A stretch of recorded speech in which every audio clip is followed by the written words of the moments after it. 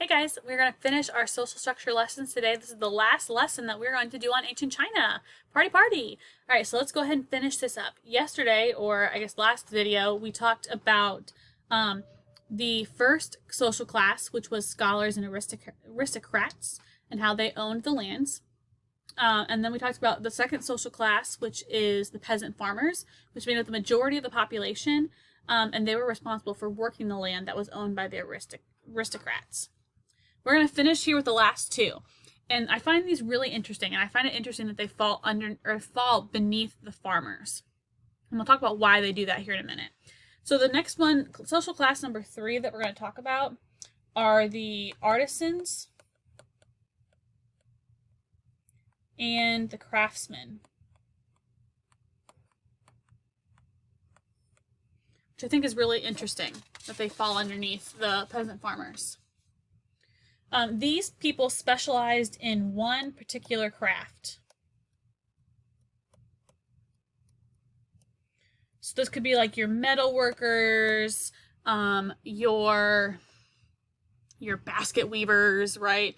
Your fabric makers, the people who made silk, made pottery. They focused on one particular thing, their craft, or they had like a specialization of some kind. Though they were like farmers, they were looked down upon.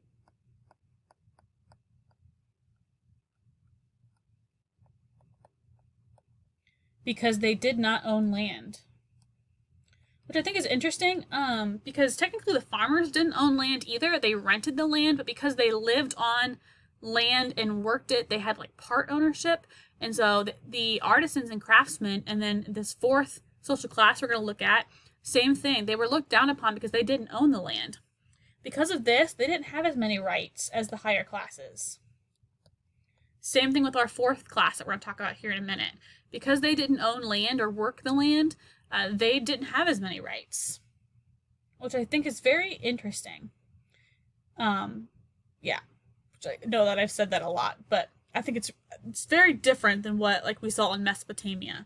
In Mesopotamia, the farmers kind of fell at the end because what they were doing was considered dirty work. But that's not the case with farmers here in ancient China.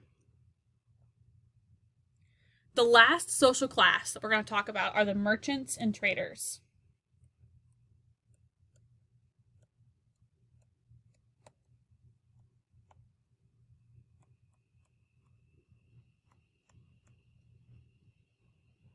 The merchants and the traders, this included your shopkeepers,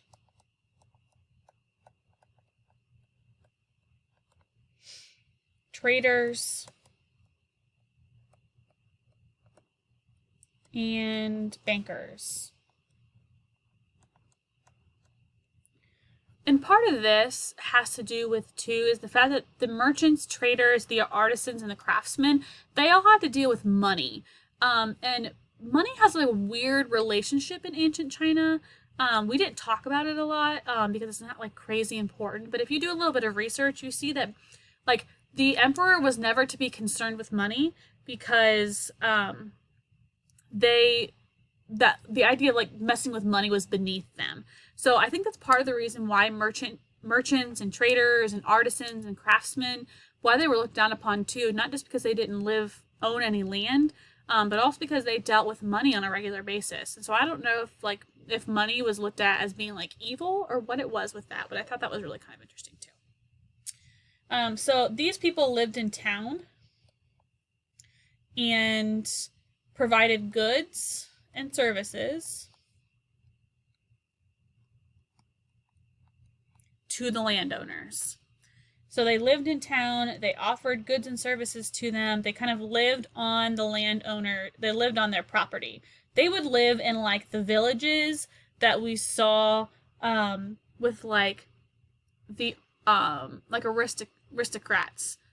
They would how we saw that like village that I showed you yesterday, or in the last video I mean, how like their house was there and they had walls and then it was surrounded by the farming. So these merchants and stuff, they might actually have their shop inside of that kind of village. They lived on the land, but they didn't provide anything really to the the wealthy landowner, and because of that, they were looked down upon too. It was very possible for these people to become rich, but that didn't matter. Again, money has like a weird relationship in ancient China. They were not allowed to hold government positions.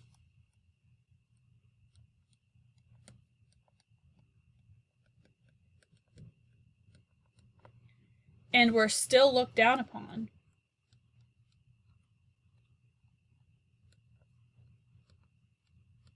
Because they didn't own land. Because that they didn't work the land, they didn't own the land in any way, shape, or form, they were looked down upon.